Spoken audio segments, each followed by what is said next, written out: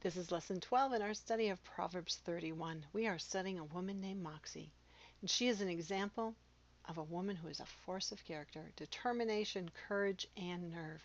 And in this lesson, she cares, she gives, and she works. How's your confidence level? Did it improve a little bit last week? Did doubt and anxiety and insecurities make an appearance as well? I'm sure they did. They're never very far away. In one of our very first lessons, we referred to Psalms 23, and that is the psalm that everyone is very familiar with. The Lord is my shepherd, I shall not want. He makes me to lie down in green pastures. Towards the very end of that psalm, it says, "And surely goodness and mercy shall follow me all the days of my life." Well, somewhere in my crazy mind, as I read that psalm one day, the image of the three sweet little fairy godmothers from Cinderella appeared. And to this day, when I think of Shirley, goodness, and mercy, it's these three women. I have to remind myself that Shirley isn't her name. Shirley means that it's really happening. But in my imagination, Shirley, goodness, and mercy fly around hovering over me all the time. They are with me. So when those three nasty fairies named doubt and anxiety and insecurity make an appearance, sometimes we have to stop and speak up. We need to tell them to go away and remind ourselves that these fine ladies, Shirley, goodness, and mercy, are following us every minute of every day. Did you give your best? It takes time and energy to give your best, which also helps us to decide our priorities and the things we need to commit to. And I hope I don't have to say it, but maybe I do. This isn't about being a perfectionist. This isn't an excuse for not starting something because it won't be perfect. It's not going to be perfect. No matter what you do, there is going to be some imperfection in it. This is about giving it our best and then trusting that God will bridge the gap between our inability and the end result. What is it that you bring to the table? You know, as a Moxy woman, we bring confidence and reliability, humility, strength, laughter, fearlessness, dignity, and we are trustworthy, determined, and we are kind. And we have to again connect this verse back to our lesson 4. For when we bring our best to the table, all who are there will lack nothing. That's a very powerful statement, and it makes us very powerful beings. We become a force of character and determination, which isn't surprising because that's who Moxy is. So as we move into lesson 12, this one is called Handy Mandy, and the verse says this: "She stretches forth her hands onto the distaff, and her hands support the spindle. She spreads out her hand to the poor man and stretches her hands out to the needy." Sometimes you just gotta get your hands a little dirty, and Moxy isn't afraid to. Now there could be some super spiritual meaning to the distaff, but it's not. It is very practical.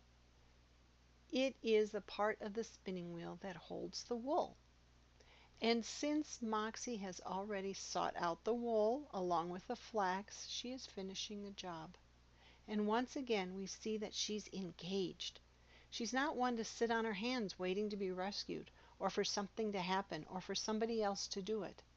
She's going to see it to the end. She goes out and searches for wool and flax, and then she brings it home and she does something with it. She can buy the wool, she threads the needle, and she supports the spindle. She is also very caring, and she uses those same hands to help the poor and assist the needy. It takes more than just a pair of hands to do this. It takes time and a kind spirit and a listening ear. Not everyone who is needy carries a sign with them. We are surrounded by people who are needy, and their needs range from being homeless to being hungry, to feeling alone and lost, or just needing someone to talk to, someone who cares. And when we are too busy, we miss them. When our minds are filled with other voices, we can't hear them. When we forget to be kind, we pass them by, we shrug them off and ignore them, and sometimes, to be very honest, we just wish they would go away. But there is a healing that happens when we help others. There's something that actually happens within our soul, within our spirit, as we invest and give to others. There's a great story of a minister who had an older woman in his congregation, and she was gloom and doom. And every Sunday when she came to shake his hand, she was just pitiful. Her life was pitiful. She was lonely. Nothing was going right. She was becoming depressed, and she just needed the pastor's time. They would always talk for just a little bit on Sunday, and he promised that he would set some time aside for her. Well, the following week, she again approached him. She was pitiful. She was gloom and doom. And he said, I am so busy this week, but next week I promise I'm going to set time aside, and you and I are just going to go. We're going to have coffee, and I'll give you all the time you need. But this week, I wonder if you could do a favor for me. And he named off 2 families in the church. He said, could you bake some chocolate chip cookies and take them to their homes? They're having a terrible time. Both of them are just having a really rough go of it right now, and I really think that warm, homemade chocolate chip cookies would just lighten their load a little bit. Well, she agreed. And the next Sunday he was prepared for her gloom and doom, and she simply shook his hand and said good morning and moved on. And the following week she did the same thing, and he reached out and he grabbed her arm and he said, I have time this week. I have time. We can sit down and you can tell me everything that's going on in your life. And she said, oh, Pastor, I don't have the time to sit down and talk with you. I have so many chocolate chip cookies to make. And it's true, and it works, and it happens.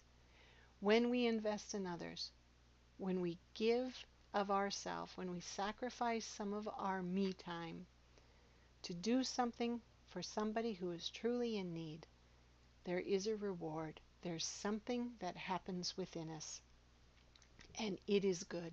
So how do we manage our time and care for the needy, especially when we have those that are life suckers? And I don't think there's any rule of thumb, because if we decide not to care for the needy because some of them may be life suckers, then we prevent ourselves from having that experience at all. But if we are living an ordered life and we have our priorities right, if we're asking for wisdom, and if we're walking into situations clothed in dignity, strength, determination, we can handle those situations and they don't have to destroy our day or our life or our schedule. If we're living an ordered life, remember, all we have to do is press that sort button and things can rearrange. We can move things around and be on our way. When we are intentionally giving and helping and investing in others, it is rewarding, very much so. So often we pray that God will bless people. Oh, Father, bless them. Oh, send a blessing to them. Bless us today. And maybe that's more our job than His. Maybe that's one of our purposes in life, is to bless others, to do things that bless them. So go find someone to bless today and do it with great humility. And if you're patting yourself on the back for your goodness or complaining that you're so tired because you do so much good, that, my friend, is your reward. It doesn't ever need to be spoken of again. Nobody else needs to recognize it because it's been recognized and the recognition came from you. I always find it quite humorous and actually sad when someone's standing in front of me listing off all the wonderful things that they do to bless others, but they are doing it in a tone that they are exhausted, that they are worn out, that they're wanting somebody to pick them up and carry them away. Don't miss out on the giving and the receiving. Don't miss out on the rewards to come by complaining about all the good that you're doing. You just got to get your hands dirty sometimes. It is what a good warrior does. So the prayer that I leave with you this week is this. Gracious Father, slow us down so that we can see the needs of others. Help us to live ordered lives so that we have the time and energy to help when we come upon those in need. Open our eyes to the needs of those around us and help us not to be afraid to get our hands dirty. This is Moxie's satchel. This is her carpet bag. This is her Mary Poppins bag. She keeps it with her at all times, and it's filled with everything she needs to come to the aid of others, because she is always ready. She's always watching. She's always ready to respond, for she is a woman clothed in strength and dignity, and she laughs without fear of the future. If you're enjoying this Moxy series, if it's taught you something, please share it with a friend. Moxy is a great study to do in a small group and a large group. A group of women coming together and listening to the lesson and then sharing with each other. There will be great discussion that goes on, and you will learn about each other, become intimate friends with some, and others you will see their need and be able to assist them. So if you are interested at all in making Moxy a study, please let me know, and I'll be more than happy to send you some information, some material that you can use to put out on Facebook or on emails, some way to promote it for you. You can find me at my website, which is www.jeanniegb.com, or you can email me directly at moxy@asilverthread.com. Lesson 13 is about fear, and we're going to look at it courageously.